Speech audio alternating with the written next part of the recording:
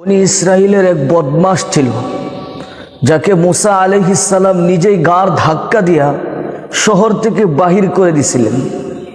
তো কিছুদিন পর ওহী আসছে, মুসা আমার ওলি মারা গেছে। কোথায়? জঙ্গলে। জানাজা পড়াইতে হবে। একা জানাজা পড়াইব তো পড়াইব কি করিয়া? তো আল্লাহ বললেন যে বনি ইসরাইলকে সাথে লইয়া চলো। তো মুসা আলাইহিস সালাম বললেন, আয় আল্লাহ, বনি ইসরাইল যদি আমার সাথে যায়, আপনার বন্ধুর জানাজা পড়ে, তাহলে তাদেরকে কি দিবেন? তো আল্লাহ বলছেন তাদের সমস্ত গুনাহ মাফ, ওদের সমস্ত গুনাহ মাফ। তো মুসা আলাইহিস সালাম ঘোষণা দিছেন।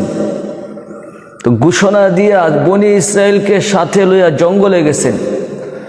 তো জঙ্গলে যায় দেখেন যে বদমাশকে তিনি গাড় ধাক্কা দিয়ে বের করে দিছিলেন, ওইটা জঙ্গলে মরে পড়ে আছে।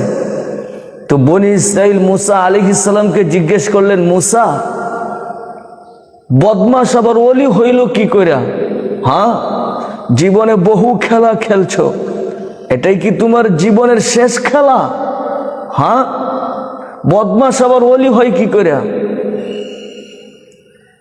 তো আল্লাহ তাআলা মুসা আলাইহিস সালামকে ওহীর মাধ্যমে জানিয়ে দিলেন, মুসা ছিল তো বদমাশি, কিন্তু ফালাম্মা কারুবাল মাউত, যখন মৃত্যুর সময় ঘনিয়ে আসছে, রাআ ইয়ামিনা ওয়া শিমালা, ডানে দেখছে বামে দেখছে, আমামা ওয়া ওয়ারাআ, সামনে দেখছে পিছনে দেখছে, কারিবা ওয়া বাঈদা, কাছে দেখছে দূরে দেখছে, ফালাম ইয়াজিদ আহাদান, কাউকে খুঁজে পাই নাই মনের কথা বলবে বলে। ফালাম্মা রাআল উফুক, তো উপরের দিকে তাকায় একটা চিৎকার দিছে, ইয়া মাল্লা তাদুররুহু যুনুব, আয় আল্লাহ, গুনাহ যার ক্ষতি সাধিত হয় না, ওয়ালা তানকুসুহুল মাগফিরা, মাফ করলে যার ভান্ডারে কমে না। ফাআরা আমুতু ফারিদা ওয়াহিদা, আমি দেখো আমি একা একা জঙ্গলে পয়রা মরতেছি। ও আনতা কুলতা আনতাল গফুরুর রহিম, আর আপনি বলতেছেন আপনি গফুরুর রহিম। আপনি গফুরুর রহিম হইয়া যদি আমাকে না মাফ করতে পারেন, তাহলে সারা দুনিয়ার লাভ হইল, কিন্তু আমার হইল তো হইল কি? আমার তো কিছুই হইল না। তো আল্লাহ বলেন, ইয়া মুসা ইসআল বানি ইসরাইল মাযা উজিব, হে মুসা, বনি ইসরাইলকে জিজ্ঞেস করো আমি কি জবাব দিব। তো বনি ইসরাইল চিৎকার দিয়া বলছে, সাদাকতা ইয়া রব্বি, রব আপনি সত্য বলেছেন। মেরে দোস্ত, এজন্যই বলি আল্লাহকে রাজি করা বড় সহজ, আল্লাহকে রাজি করা বড় সহজ। যদি সহজে না হইতো, তাহলে আল্লাহর রাসূলের সামনে দাঁড়ায়া খাওলা বিনতে সালাবা কোরআন নামাইতে পারতো না, সূরা মুজাদালা নামাইতে পারতো না।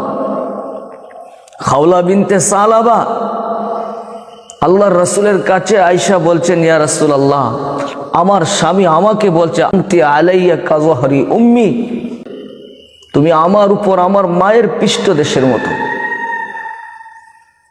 অর্থাৎ আমার মা যেমন আমার উপর হারাম, তুমিও হারাম। জাহিলুগে যুগে এটা প্রথাও ছিল, কেউ এ কথা বললে চিরস্থায়ী হারাম হয়ে যেত।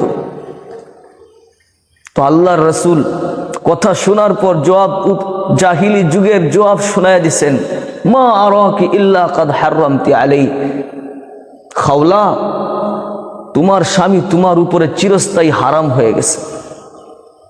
তো খাওলা বললেন, এটা তো জাহিলি যুগের প্রথা, ইসলাম কি বলে সেটা আমাকে শোনান। আল্লাহর রাসূল বললেন, জিবরিল না আসলে আমি কি করে বলবো? তো একবার দুইবার তিনবার এই কথা বইলা খাওলা আল্লাহর রাসূলের সামনে দাঁড়ায় হাত উঠায়া দিছে, ইলাহি আফনা শাবাবি, আয় আল্লাহ, যৌবন শেষ, 8 বাচ্চার মা, আকালা মালি, মাল যা ছিল খায়া তাও শেষ করে ফেলছি, তাফাররাকা আহলি, ইসলাম আসছে, ইসলাম কবুল করছি, তো পরিবার পরিজন আমাকে বিচ্ছিন্ন করে দিছে, স্বামীর হাত ধইরা মদিনায় চলে আসছি। লিসিবিয়ানিয়া সিগার, মালিক আমার ছোট্ট ছোট্ট বাচ্চা, জামামতু ইলাইয়া যাউ, যদি আমার কাছে রাইখা দিই আমি নিজেই খাইতে পাই না, ওদেরকে খাওয়াবো কোত্থেকে?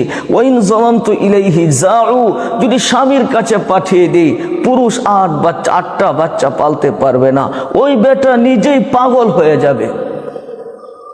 তো আল্লাহ জানিয়ে দিয়েছেন, বন্ধু বাদীর কথা আপনি না শুনলে কি হবে? আমরা বাদীর কথা শুনেছি, আমরা বাদীর পক্ষে। قد سمع الله قول التي تجادلك في زوجها وتشتكي إلى الله والله يسمع تحاوركما إن الله سميع بصير।